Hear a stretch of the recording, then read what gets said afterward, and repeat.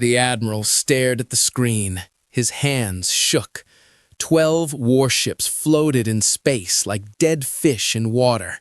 No fire, no explosions, just silence. Inside those ships, 3,000 soldiers slept. They would not wake up. The life support systems were still running, but something was wrong, very wrong. On the main command desk, someone had carved words into the metal. "I'm just getting started." "Find him," the Admiral whispered. "Find this ghost." But the ghost had a name once, a real name, before the war took everything.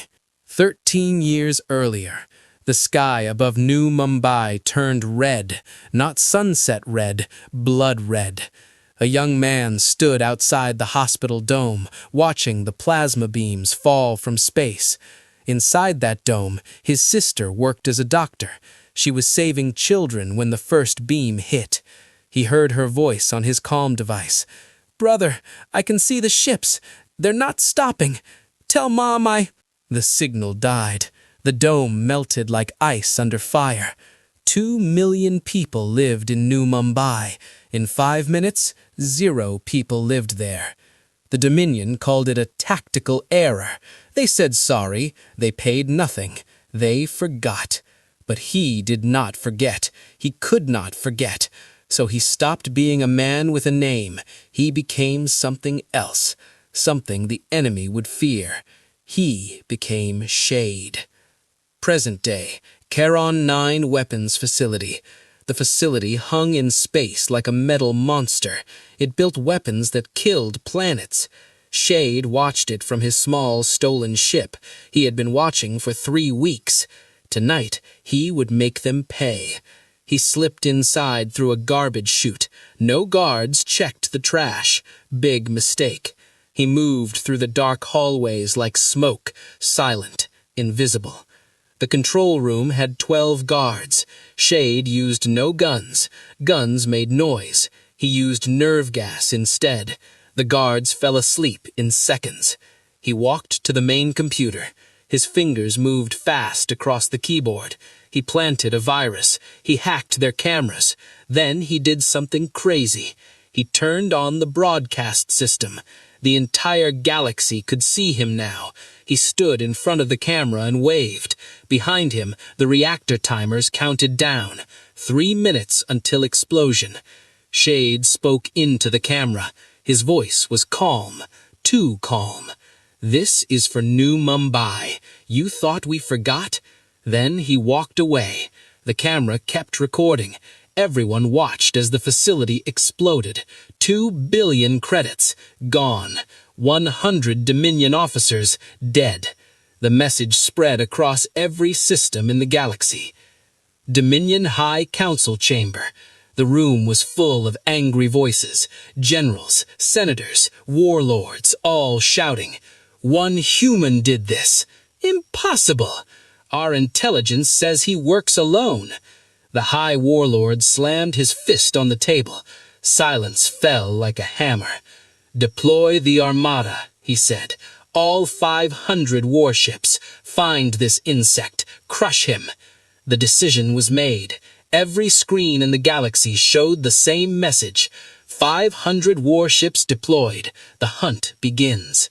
They wanted to show strength, but deep inside, they felt something else. Fear. Kuvan drift, abandoned ship. Shade sat in darkness. His little lantern flickered. He watched the broadcast on a broken screen. 500 warships, the biggest hunting force in galactic history, all for one man. He pulled out an old blood-stained dog tag. It belonged to his sister. He held it tight. "They sent 500 ships," he whispered to the empty room. "That's not strength. That's fear." He stood up, grabbed his weapons. His eyes looked cold, dead, determined. Outside his ship, the first Dominion scouts were getting closer. Their scanners swept the area. They were hunting. But Shade smiled in the darkness, a terrible smile. "Let them come," he said quietly. "I'll teach them what one human can do." The hunt had begun, But the hunters did not know one thing. They were not hunting a man. They were hunting a monster they had created. Admiral Kresh had killed rebels for 40 years. He never lost, never failed, never felt fear. Until tonight. The lights on his flagship went dark. All of them. 20,000 soldiers on board. Complete blackness. Then a voice whispered in his ear. "Hello, Admiral." Kresh spun around. His hand reached for his weapon, but he saw nothing. Just darkness. Just his own breathing. "Who are you?" Kresh shouted into the black. "You sent 500 ships to find me," the voice said. "It came from everywhere, from nowhere. So I came to you instead." The lights came back on. Admiral Kresh stood alone on the bridge. Every soldier was gone. Just empty chairs, empty stations. And on the main screen, one word burned bright. Checkmate. 6 hours earlier. The Dominion Armada split into hunting groups. 50 ships went north, 50 went south. 100 ships surrounded the Kuvan Drift. They thought they were clever. Shade watched them from inside their own command ship. He had boarded the Admiral's flagship 3 days ago, not by force, not by fighting, by thinking. He killed a medical officer, took his uniform, walked onto the ship during resupply. Nobody checked. Why would they? The Dominion was too proud, too confident. For 3 days, Shade hid in the air vents. He listened, he learned, he planned. He learned which officers hated their commander. He learned which systems had weak passwords. He learned that Admiral Kresh took sleeping pills every night at 2200 hours. Most importantly, he learned the flagship's self-destruct codes. Now, while the Admiral slept, Shade worked. The bridge, 2347 hours. Shade moved like a shadow. He reached the main computer. His fingers flew across the keyboard. First, he changed the ship's identification codes. The flagship now looked like a rebel vessel on Dominion scanners. Second, he sent a fake distress signal. Shade spotted. Coordinates, Gamma Sector 9. All ships respond. 200 warships changed course immediately. They flew toward empty space, chasing nothing. Third, he uploaded a virus, a beautiful, terrible virus. When the remaining ships tried to communicate, they would see fake orders, orders to fire on each other, orders that looked real, orders signed by the High Council itself. Shade smiled. War was not about strength. It was about making your enemy destroy himself. Then he heard footsteps. Admiral Kresh walked onto the bridge early. He couldn't sleep. Something felt wrong. Shade hid behind a support beam. The Admiral sat in his chair, checked his screens. Everything looked normal. But Kresh was a veteran. He trusted his instincts. "Computer," Kresh said, "show me internal sensor logs, last 6 hours." Shade's heartbeat quickened. The logs would show movement in the vents. They would show the medical officer who never left the ship. He had 30 seconds before discovery. Shade made a choice, a crazy choice.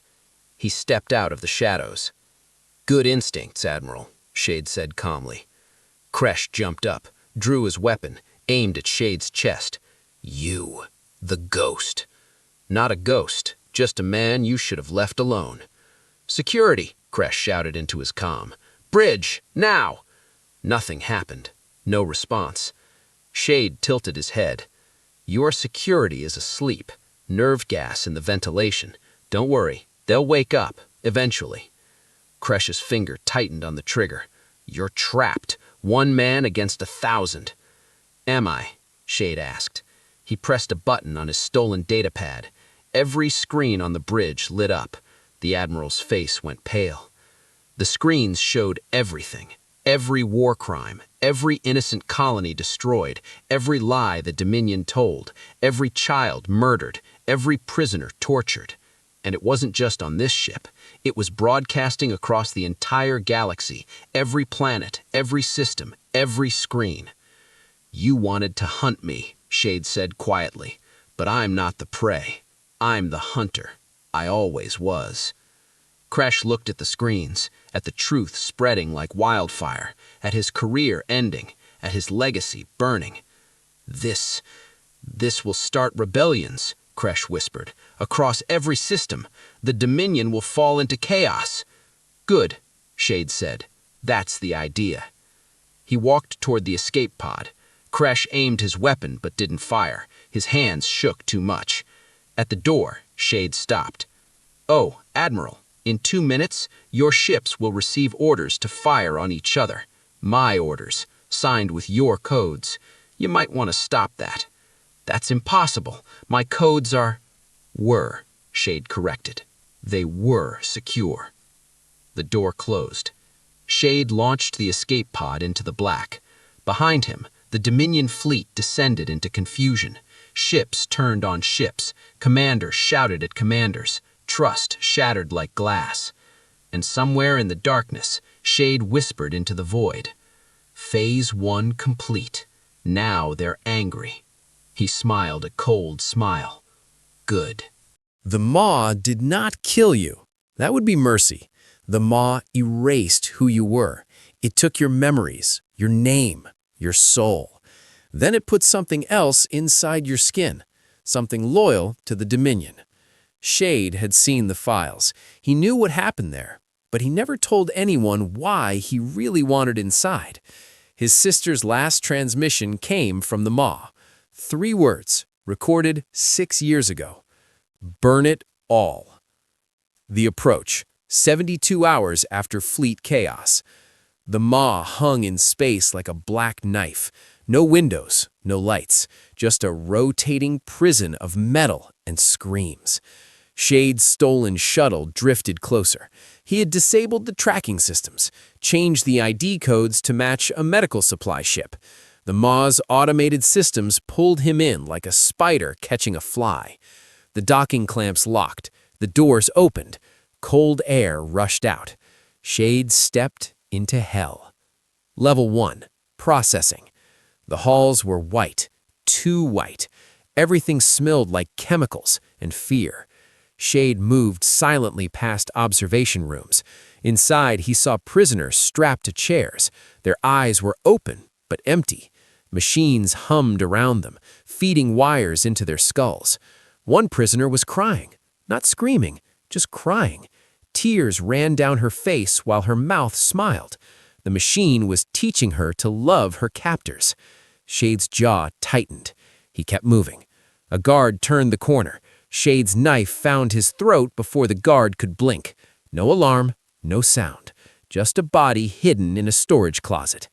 He took the guard's access card, checked the facility map. His sister's last known location, Level 4, Room D7. Status, terminated. Terminated. The word hit him like a bullet. He knew she was dead. He always knew. But seeing it written in cold data made it real. His hands shook, not from fear, from rage. Level 4, the archive. Room D7 was empty now. Just old bloodstains on the floor, chains on the walls, medical tools covered in rust. But something was carved on the wall, words scratched with nails. I remember. I am Sarah Kane. I am human. He will come for me. I believe. Shade touched the words, his sister's handwriting, her last message before they broke her. I'm here. I'm sorry I'm late. Then he heard something, a small voice from the next room. Hello? Shade froze. Is someone there? The voice asked, a child's voice. He opened the door to room D8.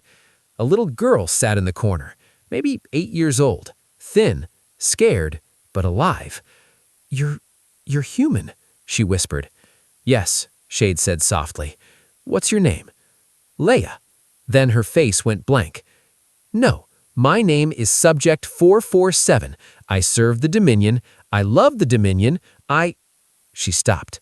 Tears filled her eyes. I don't want to say that, she cried, but I can't stop. They put something in my head. It makes me say things I don't mean. Shade knelt down, looked into her eyes.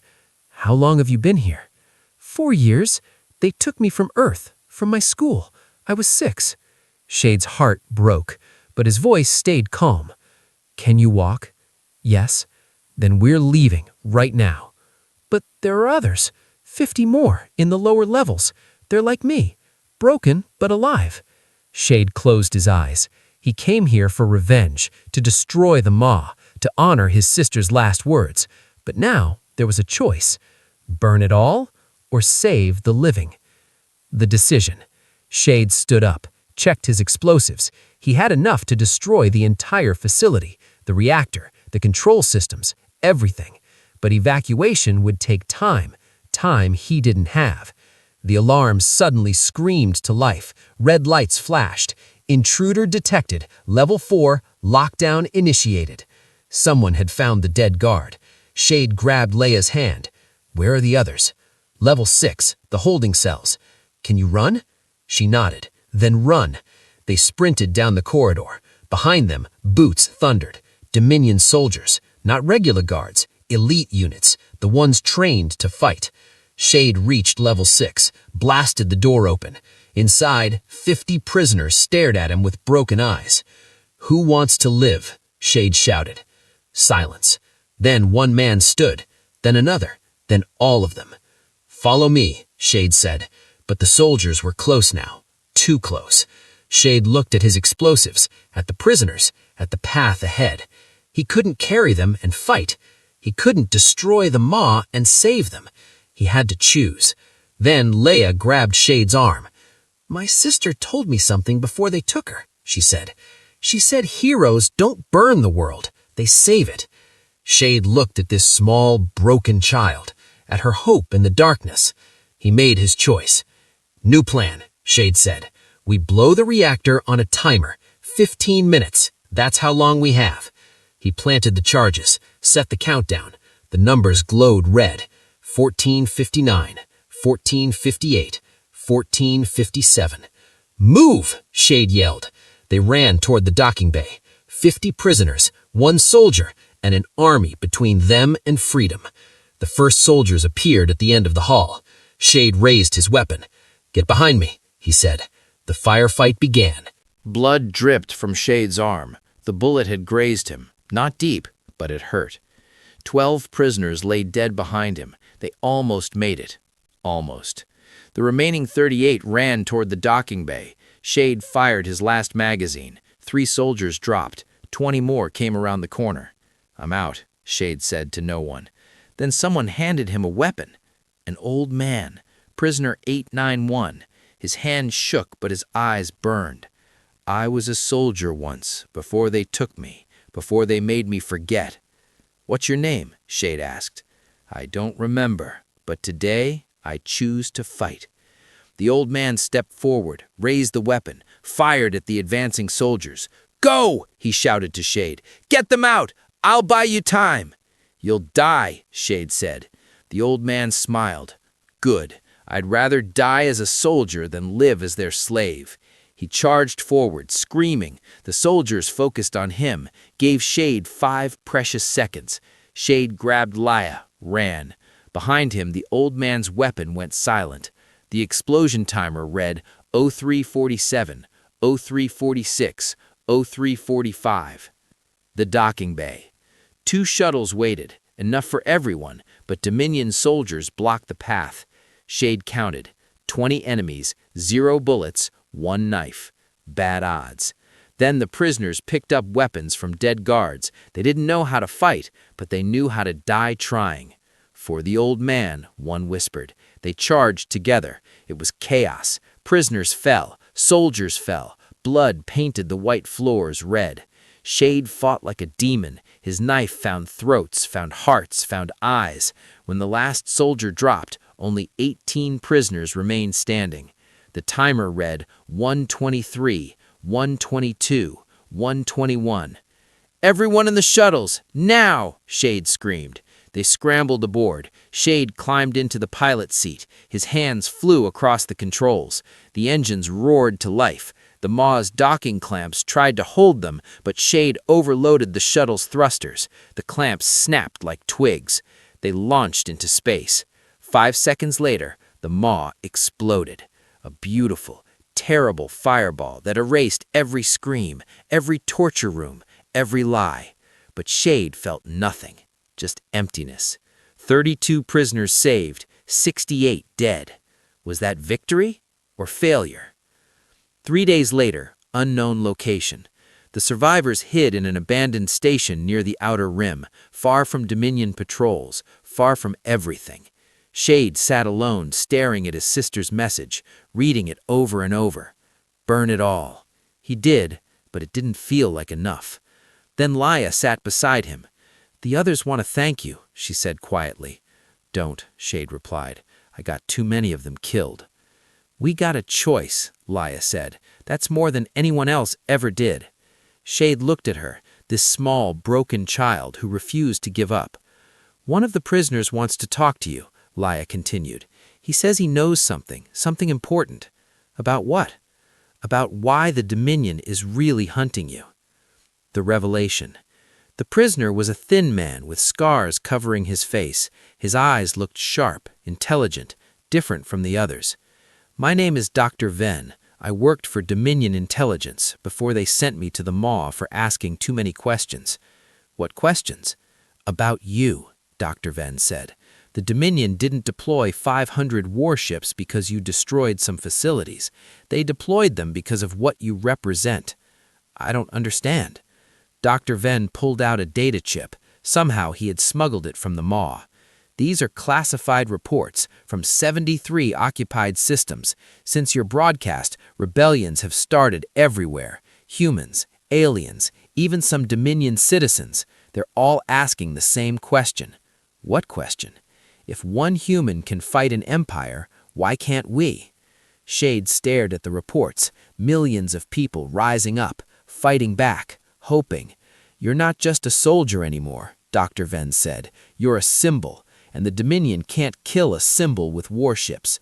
So what will they do? Dr. Venn's face went dark. They'll target the source. They've activated Protocol Extinction. What's that? A planet-killer operation, 1,000 nuclear missiles aimed at Earth. They'll broadcast it across the galaxy, show everyone what happens when you defy them. Shade's blood turned cold. When? 72 hours, Dr. Venn said. They're already moving the missiles into position. Shade stood up, his hands clenched into fists. Earth, his home, his mother still lived there. 3 billion people. I need a ship, Shade said quietly. You can't stop 1,000 missiles alone, Dr. Venn said. Watch me. Wait, Laia said. She grabbed his arm. You said heroes save the world. You can't save Earth by yourself. But maybe, she looked at the other prisoners, the broken, the forgotten, the survivors.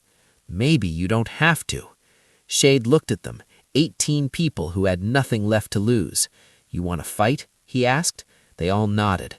Then I'll teach you everything I know, Shade said. We have 72 hours to become an army. Dr. Venn stepped forward. Make that 71 hours. First, we need to do something. What? Tell the galaxy. If Earth is going to die, everyone needs to see why. We hijack the Dominion's main broadcast. Make them watch. Shade smiled, a terrible, beautiful smile. Arcadia Prime. The capital city, the untouchable jewel, the place where all Dominion broadcasts originate. It's suicide, one prisoner whispered. No, Shade said. It's a message. He turned to face them all. The Dominion thinks we can silence us by destroying Earth. But what if the whole galaxy watches? What if we show them the truth before the missiles launch? They'll send everything to stop you, Dr. Venn warned. Good, Shade said. Let them try. He looked at the countdown on his datapad. 71, 47, 23, 71, 47, 22, 71, 47, 21. 71 hours until Earth dies, Shade said. Let's make sure the galaxy remembers why. Arcadia Prime glowed like a jewel in space. Golden towers, crystal gardens, children laughing in floating parks. Beneath it all, a weapons control center aimed 1,000 missiles at Earth. Launch time, 47 hours. Shade stood with his team in a stolen cargo ship.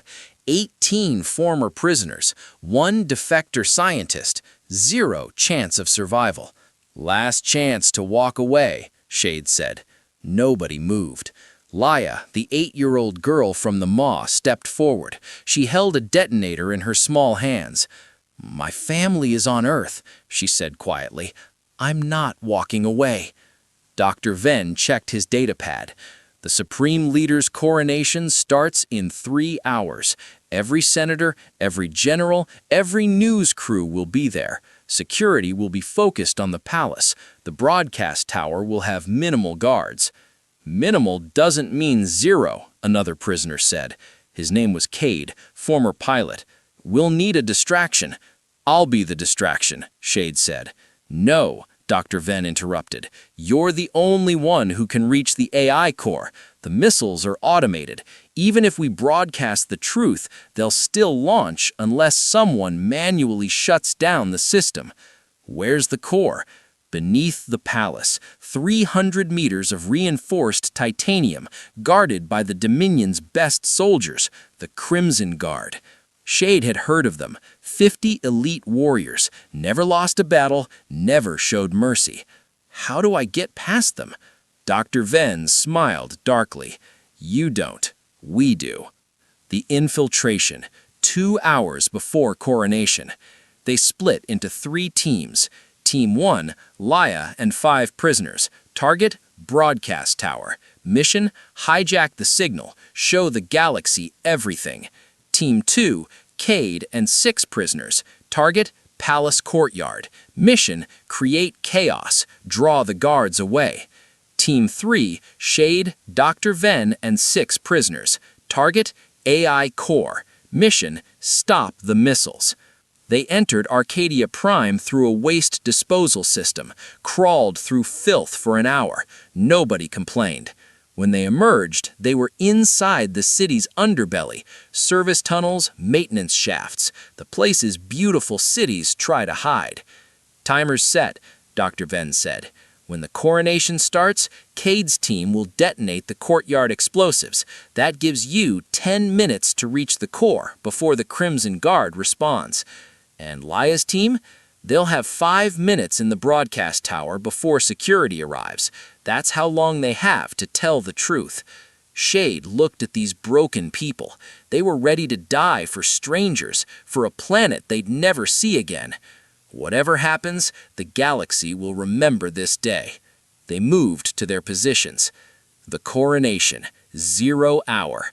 The Supreme Leader stood before millions. His voice boomed across every screen in the galaxy. "Today, we celebrate unity, peace, order." In the courtyard, Cade whispered into his comm, "Shade, we're in position."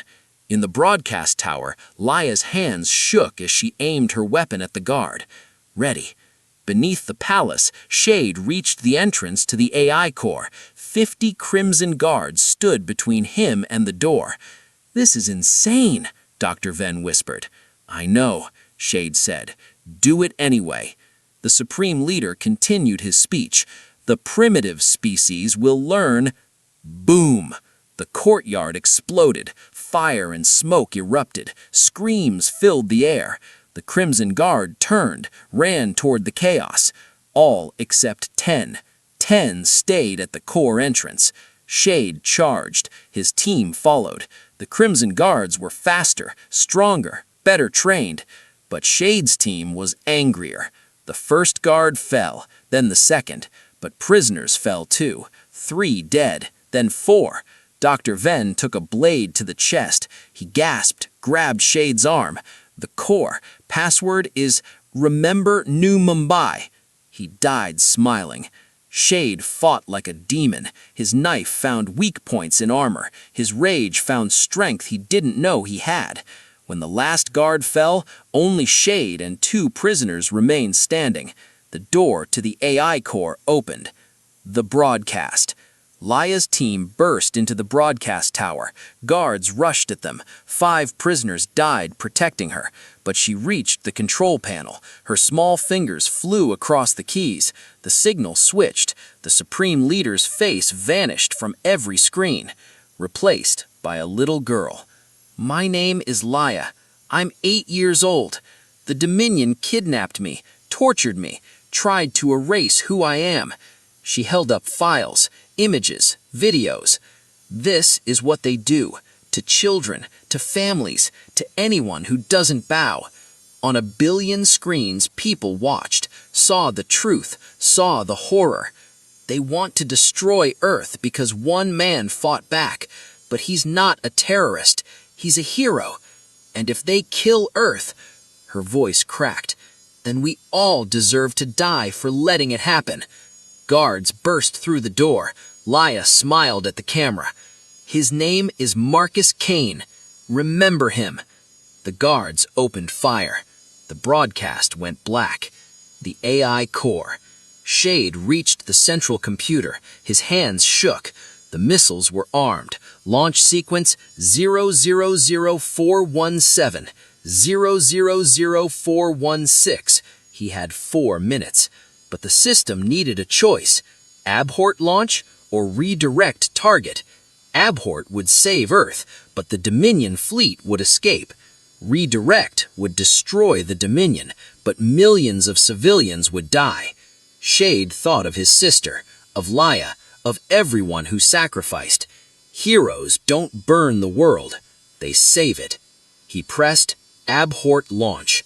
The missiles powered down, but alarms screamed. The Crimson Guard was returning.